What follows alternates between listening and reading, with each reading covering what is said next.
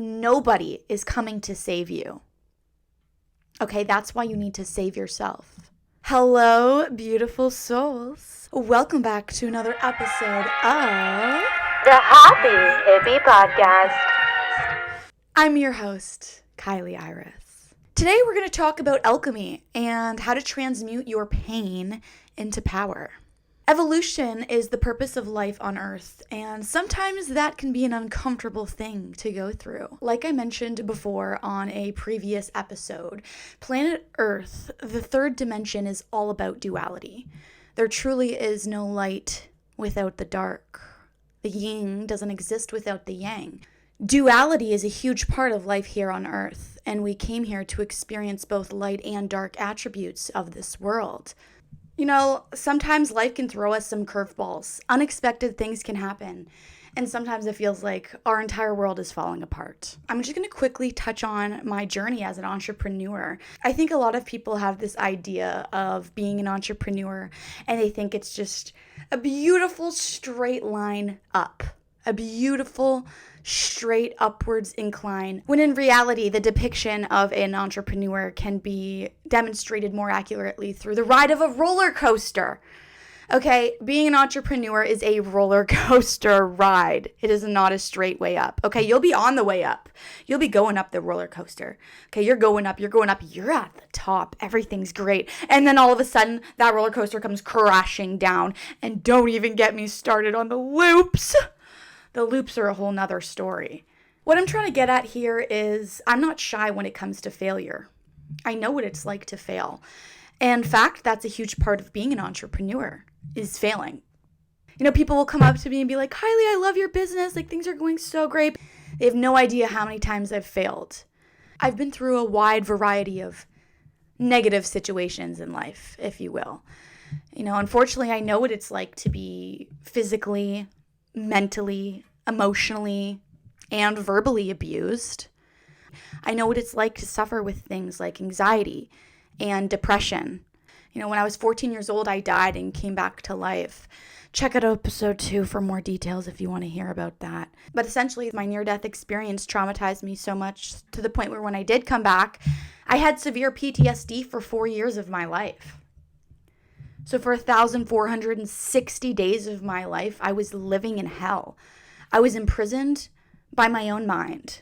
You see, in life, it's never about what happens to you that determines who you are, but it's how you react to what has happened to you. When my business failed, I didn't sit and sulk in that sorrow. What I did is I got back up and tried again. Because failure doesn't exist. You see, failure only exists for those who give up. And I never gave up. The strongest force of nature in this world is the power of your own belief system. It is the foundation. It is the building blocks to your reality. And you need to believe in order to achieve. And throughout my life, I really didn't have many people believing in me. In fact, I actually had most of the people I love turn their backs on me. Nobody believed in me. But I believed in myself. And with the power of belief and the action of never giving up, at that point, failure doesn't even exist in the equation. When life throws you a curveball and you're down on the ground and you get back up and keep fighting, what is that? Well, that is the warrior spirit, my friend. And with the warrior spirit, you can never lose, right? Because failure only exists for those who give up. But I never gave up. I transmuted my pain into power. Now, how did I do this? Well, you're in the right place to find out. That's what this episode is all about. Now, on the topic of alchemy and understanding just what being an alchemist truly means and the whole idea of it, I like to put a visual to things. I'm very much a visual learner in that sense. And the energy of alchemy can very much so be depicted through the symbolism of a phoenix. I love phoenixes. The energy that a phoenix embodies is very similar to the energy of the alchemist. So let me explain what I mean by this. A phoenix never dies, okay? The phoenix is only ever reborn. Because from the ashes, a new phoenix is born, even stronger and more powerful than the one before.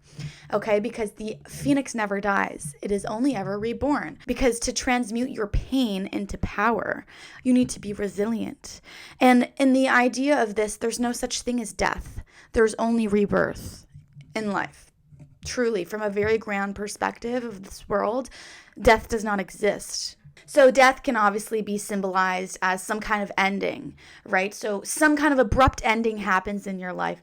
Everything's going bad. Seems like everything's falling apart. But that, my friend, in the shambles of your life, when everything feels like it's crashing and burning, that, my friend, is the most powerful energy, because you can alchemize that energy and transmute your pain into power and embody the energy of an alchemist. So now let's talk about how you can do that. How is it even possible?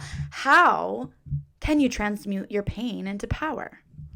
To understand this concept and to make it applicable to your life, first you're going to have to understand how the energy on the third dimension works and operates. Now let me explain what I mean by this.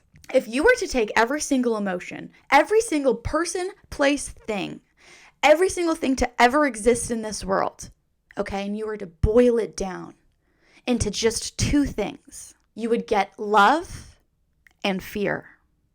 So when we speak of high and low vibrational frequencies, obviously, love being the highest frequency and fear being the lowest frequency. Now, the reason you need to understand how energy and frequency works is because once you understand how these emotions and energies manifest into your reality, you can start to use this to your advantage. Love and fear are the backbone to absolutely everything in this reality. And you can either be operating from the vibrations of love, or you can be operating at the low frequency of fear. Now, obviously, when you go through some difficult situation in life, you tend to be at a lower vibrational standpoint. You are operating out of fear, anger, mad, sad, all these low vibrational frequencies. Now, love, light, peace, obviously these are high vibrational frequencies. So in order to create your dream reality, you need to elevate your frequency. Now the picture that comes into question is how. So to elevate your frequency, the first step would be to pour into your self-love. Self-love is the most important ingredient to this cake. Okay, it is the Krabby Patty formula. Self-love is so important because once you are content and fulfilled truly from within, from yourself, then you become in the place in which you'll never rely on external validation to seek that love, because it will always lie within. I think it's a lot easier said than done. A lot of people, they just say, oh, love yourself. Like, just pour into your self-love. But what does that really look like? What does it mean to truly love yourself? I feel like everyone always talks about self-love, but what is self-love, really? Self-love is being in love with every single part of yourself, taking care of yourself, and not sacrificing your well-being to please others, and not settling for anything less than you deserve. How do you grow self-love? Because people always say, oh, love yourself, but really, like, how do you grow self-love? Well, you develop self-love and respect for yourself by both making and keeping promises to yourself. If you promise yourself you're going to go to the gym 4 days a week, keep that promise. After you continuously start to keep your promises to yourself, you will start to see yourself as someone worth respecting. And sometimes developing a relationship with yourself means doing hard things even when you don't feel like doing them. It's like any other relationship you've ever had, except more important. Loving yourself requires taking off the mask and stepping into your true, authentic self. Now, this mask has been conditioned onto every single one of us, whether we're consciously aware of it or not. This is the mask that society has created in a way. And taking the mask of what everyone else wants to see off is uncomfortable. It is very uncomfortable, and that's why, frankly, a lot of people don't do it, because a lot of people love being comfortable. But never forget the formula, my friends. Discomfort equals growth, and you grow the most in life in uncomfortable situations. Taking off the mask that you've put on to the world can be an uncomfortable thing, but stepping into your true, authentic self is that first step into elevating your frequency. Your truest, most authentic self practices things like kindness, empathy, compassion, forgiveness, not only for yourself, but for others as well. Because to hold hate in your heart for another human being is to only ever hurt you in the end. Because you're holding on to that negative emotion inside of you, that grief, that resentment, that hate, it builds up. And you know what energy that is? Fear. That's not love, that's fear. And we're trying to step away from that, okay? Because love is stronger than fear. And love will win. I'm just going to quickly talk about the gift of empathy. Because to feel empathy is very much so a gift. Believe it or not, there's some human beings that walk on this earth who are completely incapable of putting themselves in the shoes of other people and feeling what that feels like. Empathy is a gift. And being able to feel empathetic towards other people is another way in which you can start to elevate your frequency. Once you start pouring into that self-love, you'll start seeing the blessings in the lessons. Because every bad thing that has happened into your life, believe it or not, there's a little gold nugget. There's a little hidden golden nugget of wisdom in which you can take away from whatever negative experience you've been through. And once you start pouring back into that self-love, you can start doing some introspection and reflection.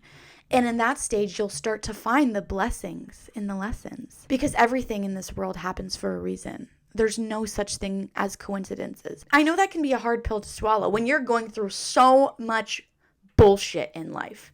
When life is handing you so many shitty circumstances, one after the other, it can be so hard to find the blessings in the lessons. But again, it is another key aspect to shift your realities, shifting your perspective, right? You can view the glass as half empty, but for as long as you view the glass half empty, the glass will be half empty. But once you start to have that perspective shift and seeing the glass as half full, your life will start becoming half full. The next step would be introspection and shadow work. Okay, I think everyone talks about shadow work like it's something easy. Like, oh yeah, just do a little bit of reflection. Like, reflect on the past and move forward. But sometimes this step can take up a little bit of time. The best way I like to go about this personally is journaling. Writing down your thoughts every single day is so beneficial for your overall well-being.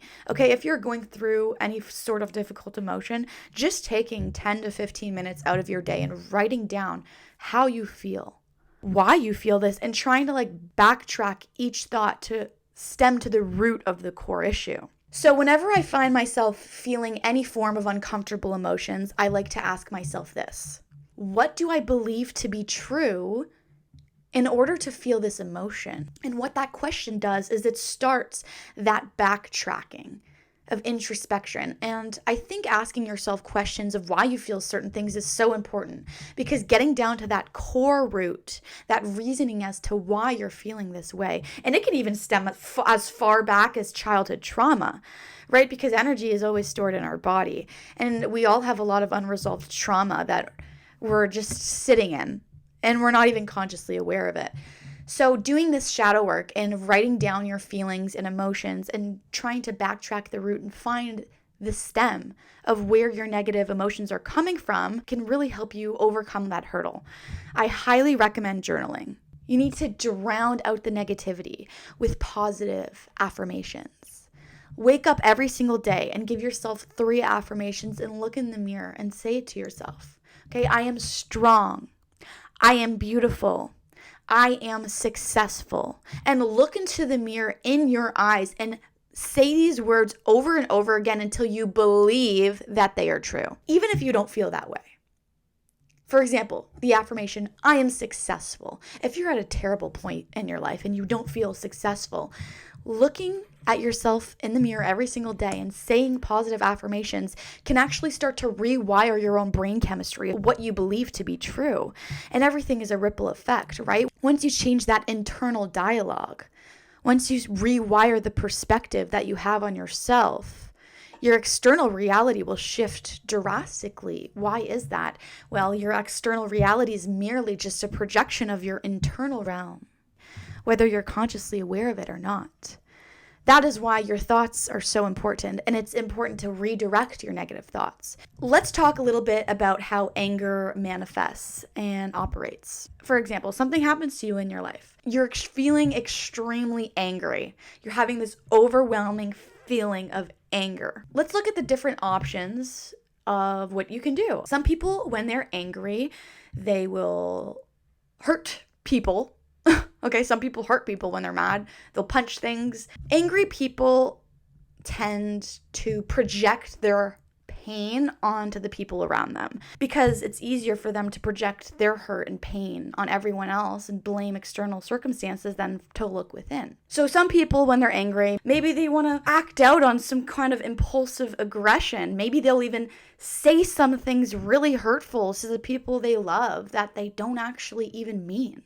People can do awful things when they're angry. Now let's talk about a positive way in which you can deal with an emotion like anger. Next time you're feeling a rush of anger, a rush of negative emotions, you can react in a negative way, like hurting yourself or maybe even the people around you in some kind of negative way. Or you can do something like go to the gym, channel all of that anger, all of that aggression into a positive long-term result, like investing into your physical body, right? Because working out is an investment to yourself. That right there is just a super easy example on how to alchemize energy. When you're angry, channel that energy into working out, putting all that aggression, add those weights on, and use that energy into putting yourself into peak physical shape. Elevating your frequency is important, but also elevating your body is as well. Since we're talking about the gym, I'm just going to give actually one more example of something that happened to me recently. So I was at the gym, okay? Like I am always at the gym 4 to 5 days a week. To elevate your frequency, to transmute your pain into power, you got to get into peak energetic shape as well as peak physical shape. Your body is a temple, and you need to treat it as such. I work out all the time, but this time when I was at the gym, something happened. Something happened. So basically, I was working out, and this guy walked into the gym. Trigger warning, I'm going to be talking about assault. If that triggers you, just skip probably a minute or two. One of the guys that came into the gym when I was working out was this guy who assaulted me when I was 16 years old. I've been working out here for a long time, and I've never seen this guy before work out here. Okay, so when I first saw him, my first instinct was, I want to leave. Immediately my fight or flight was triggered. I haven't seen this guy since I was 16 years old. My first instinct is to just leave the gym. I just wanted to go home. But then I was like, oh, hold on, wait a minute. I am not about to let a man dictate what I do with my life right now because of something that happened in the past. Absolutely not. Absolutely not. I just got to the gym. I'm not leaving. So what did I do?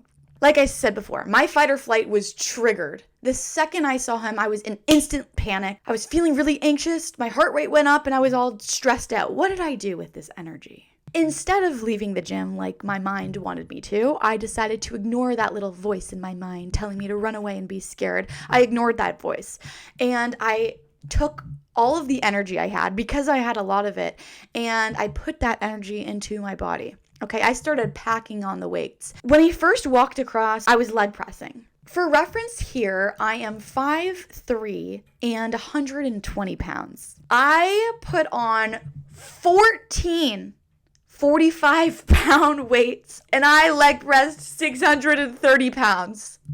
I hit a PR. I hit a personal record that day because all of that anger, all of that emotions that was built up within me when I saw him, I used that towards my body. 630 pounds! That's a lot of weight for a little blonde girl. Like when I was piling on the weights, like the looks that people were giving me was like, there is no way this tiny little blonde girl's gonna do this. Your girl didn't just hit one. This wasn't a one and done. She did 10 reps. And that right there is a prime example of how to alchemize anger. Because I'm pouring that energy into my body, into my vessel. And what is that? That's love. If you are having an overwhelming amount of negative thoughts, literally drown them out with positive thinking. Whenever you catch yourself thinking about worst case scenario, stop. Stop that train of thought and imagine best case scenario. Another key ingredient into manifesting your dream reality would be gratitude. I cannot stress this enough. Gratitude is so important. Every single day of my life, I write down 3 things I'm grateful for. It can be as simple as I'm grateful for the weather today. Keeping a gratitude journal, I also highly recommend. Okay, even if you are in the worst possible situation in your life, everything's crumbling apart and you feel like your life's in shambles. If you take time out of your day to appreciate things that you're grateful for, even in the shitstorm of whatever you're going through. And it's also powerful. The energy that gratitude holds is so powerful. And writing down every single day 3 things that you're grateful for can start to help you attract your manifestations quicker. If you're not grateful for what you have already, why would the universe give you more? Okay, even if you're in the worst possible scenario that life could throw at you and you're in the gutter, if you can still manage to take time to express your gratitude for the things you're grateful for in your life, that's when you become a magnet for miracles. Okay, because when you start elevating your frequency, you manifest quicker. You attract things quicker. When you're living in fear, anger, hate, your manifestations tend to come very slow because you're in a low vibration. Drown out that negativity with positive thinking. Okay, rewire your own brain. Consciously redirect your negative thoughts into positive ones. Where attention goes, energy flows. And once you put your attention onto the more positive aspects of your reality, you will experience what I like to call a quantum leap, and you will jump timelines into the best version of yourself. And I'll talk about this in another episode. I'll get deep into quantum leaping meditation. I'm a huge nerd with that stuff. I absolutely love that. So I'll do a whole episode on that in the future. Now I just want to quickly talk about the energy of our inner child and the importance that the inner child in us holds. At the end of our lifetime, there's only 2 people that we need to satisfy, okay? Our 8-year-old self and our 80-year-old self. The way I like to picture and visualize the inner child is almost like a candlelight. Picture it as like a little fire, a flame that is lit within you. Some people, as they get older, they get bitter and cold. They burn out that candlelight within them. I just want to highly encourage everyone listening to this to never, absolutely never, let the inner child within you die. Because that inner child within you is the curiosity. It's the imagination, the creativity. Your inner child views the world in such an open-minded, curious, excited way. But some people let the hard, bitter circumstances of life and age deter them from that light. When people go through hard situations, sometimes they let that light within them burn out. In fact, they blow it out themselves. And their life becomes very dull and redundant because of it. Because what is a world without curiosity and imagination and creativity? That is the mere purpose of the existence here on earth, is to be the creator of your own reality. So I highly encourage each and every one of you listening to this to never let your inner child die. To always hold on to your inner child and nurture your inner child. Because at the end of this lifetime, you only have 2 people that you have to please. Your 8-year-old self and your 80-year-old self. So don't let those 2 people down. Now let's talk about the 2 different causes of pain. So firstly, there is the event itself, okay, the original event. Secondly, there's your recollection of the event. Unfortunately, what people don't realize is you're actually creating pain for yourself when constantly replaying the past. And at that point, you're not using your mind. Your mind's using you. And you don't want to be at that point. So let's have a chat about this. Now, we're going to touch on the topic of time. Time is an illusion. We created this construct. It actually doesn't exist. Let me explain what I mean by this. The future and the past actually are not real. They're not real. Let's talk about different emotions that come up when replaying the past. Okay, when you start to replay the past over again in your mind, you'll start to experience emotions like anger, guilt, resentment. Okay, all these low vibrational frequencies. Now let's take a look at the future. Okay, you're thinking about the future over and over again in your head. And what kind of emotions does that create? Worry, stress, tension. Okay, now think of it this way. You're constantly replaying the past in your head over and over and over and over again. And that makes you sad. What is that? Well, that's depression. Okay, you're worried about the future. You're constantly replaying the future in your head and you're anxious about the future. What is that? Well, that's anxiety. The only place in which you are free of these two things, the only place in which time is real, is the present moment. And that's why living in it is called the present, right? It's so beautiful. It's a gift. The limitless, infinitely abundant nature of the present moment is the only place in which time is real. And once you start living your life more in the present moment, you get into what I like to call flow state. The infinitely abundant nature of the present moment is the time in which you can connect to God, the universe, source, whatever higher power you believe in. Living in this period of time, living in the now, is when you can connect to source, because the present moment is limitless. It's infinitely abundant in nature. And when you start living your life in the present, everything in your reality starts to shift. Now, there's many different ways to become grounded into the present moment. One of my personal favorites is meditation. I'm a huge meditation advocate. I've been meditating every single day of my life since I was about 16 years old. I highly, highly recommend meditating because what you do when you meditate is two things. One, it brings you to the present moment. It grounds you into the now. But secondly, what meditating does is it also rewires your brain. It rewires the broken parts of your brain that have been mistreated, whether that's from society's programming or situations and trauma in your life, whatever circumstances it is individually for you. When you meditate, you can rewire the way you think about yourself, rewire the way you view yourself, rewire your perspective on you and your circumstances. Meditation can also be very great for manifesting. I love doing visualization meditation. So basically what this looks like is you'd put on some calm music, very chill song. Close your eyes for a few minutes to a certain song and visualize yourself living your dream life. Whatever you want to create in your reality, your biggest dreams, visualize yourself as if you are accomplishing those dreams. As you start to visualize yourself living your best life, take note of yourself. Okay, this version of you, the best version of you. How does this person act? What does this version of you talk like? What kind of habits does this version of you embody?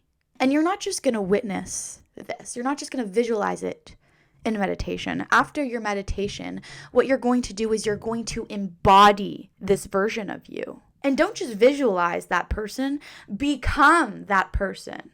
What kind of habits does that person have? Literally embody everything in your life that version of you would have. If you want to become the best version of yourself, you got to act like the best version of yourself. Visualize all your different goals and feel the results. I just want to reiterate to people that overnight success doesn't exist. Okay, when people have like some kind of blow up or something crazy happen overnight, their whole business or account takes off, what you don't see is all of the work that went in before that and how many times, and maybe years, sometimes even decades of work that went in to get to where they are. I'll even use myself here, for example. Like, people will come up to me like, oh my gosh, Kylie, you got a lead movie role. Like, I wish I could do that. Like, I started acting when I was 12 years old. Okay, I was 12 years old. I didn't get my first lead movie role till I was 21. You want to know what that is? That is 9 years. That is 9 years of failure. That is 9 years of failing. But you see, failure only exists for those who give up. And I never gave up. So whenever life feels stagnant and you feel like you're stuck, just remember that overnight success actually doesn't exist. And it's that cultivation of putting in work for an extended period of time and constantly putting action towards your goals, and when it will manifest. And I don't want people telling me, but Kylie, I had a really hard situation growing up. Kylie, oh, but my family this. Oh, Kylie, blah, blah, blah, blah, blah, blah. Fuck those excuses. Quit with that victim mentality, okay? Take that victim mentality and burn it. Why? Because we are the generation breaking the cycles, not repeating them. Every single family has generational karma, okay? These generational cycles, whether it's abuse, addiction, pessimistic thought patterns, poverty, limiting beliefs. Whatever it is, just know and believe that it ends with you.